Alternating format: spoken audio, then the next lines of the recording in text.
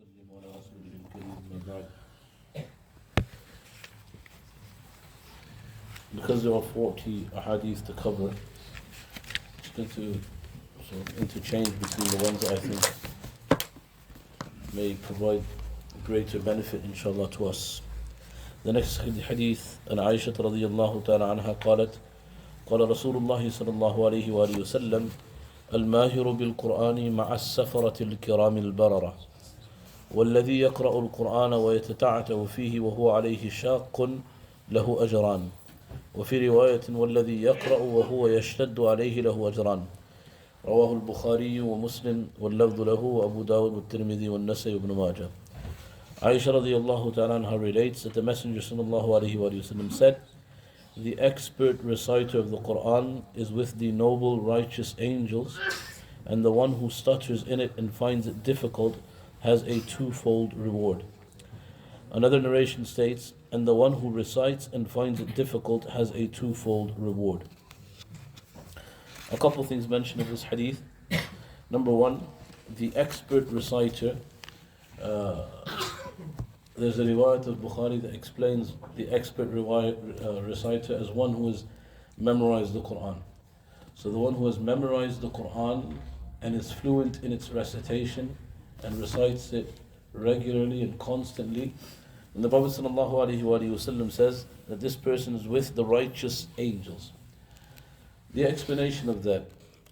One, Hafiz ibn al-Hajar al-Asqalani rahimahullah, he mentions in his Fath al-Bari that one meaning that the ulama have understood is that this person is deserving of reward like the angels reward.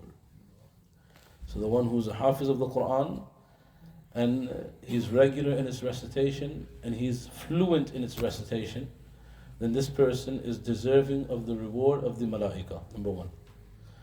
Number two, the second opinion that's given is that just like the angels, their job was to bring down the Qur'an from the Lawh al-Mahfuz to the lower station that Allah subhanahu wa ta'ala commanded them to it, and they did this with fluency and with ease.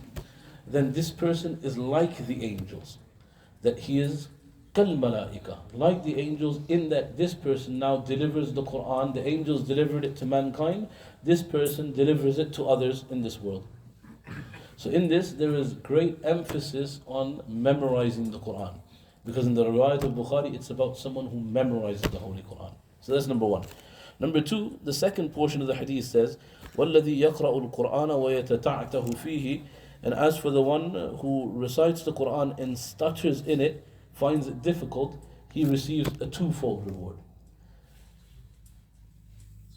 Those who mention that this is specific to Huffaz, they then say that the second person is one who tries to memorize but is unable to memorize. So it's khas with hifz. It's specific with hifz. So one is a hafiz who memorizes and then is fluent in its memorization. He recites with fluency, with the tajweed, etc. He is kal malaika. And the other one who struggles to memorize, then that person receives two rewards. The second understanding is, no, this is generic. It's not for Huffaz only. It is for anybody who struggles to recite the Qur'an, whether you're trying to memorize it or not. And in this second opinion is broader benefit for the masses. That many people find that because they didn't learn the Qur'an when they were young, and now possibly when they're older, they're trying to learn how to recite the Qur'an, but it's a bit more difficult. When your tongue is set in its way, when you have an accent that's difficult to move away from, when you've learned the letters incorrectly when you were young, and now all of a sudden to change that and read it correctly becomes difficult. You know, dhal as za, all sorts of common mistakes that we find that people recite, and they find it difficult to change that in their elderly age. So the Prophet ﷺ says that that person who struggles with the recitation, so they try to recite, يَتَتَعْتَوْ فِيهِ وَفِي رِوَايَةٍ يَشْتَدُّ فِيهِ, finds it difficult in the recitation. The Prophet ﷺ is saying, don't be put off by that. Don't feel bad by that. Why? فَلَهُ أَجْرَانِ. He receives two rewards. One for reciting and one for the struggle and persisting with that struggle.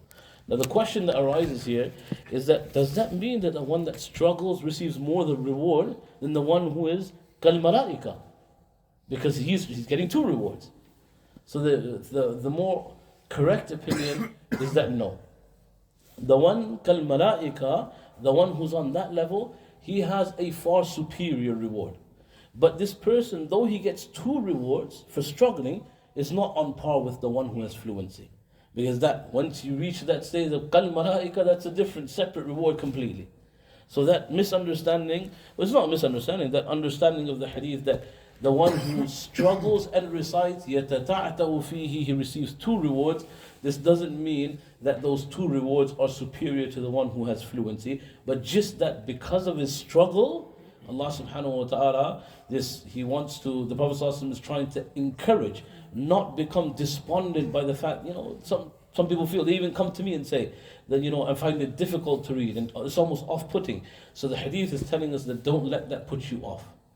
Continue with your struggle and understand that Allah subhanahu wa ta'ala is very merciful. For your struggle, He will give you 2 rewards. One for the recitation and one for the struggle that you endure.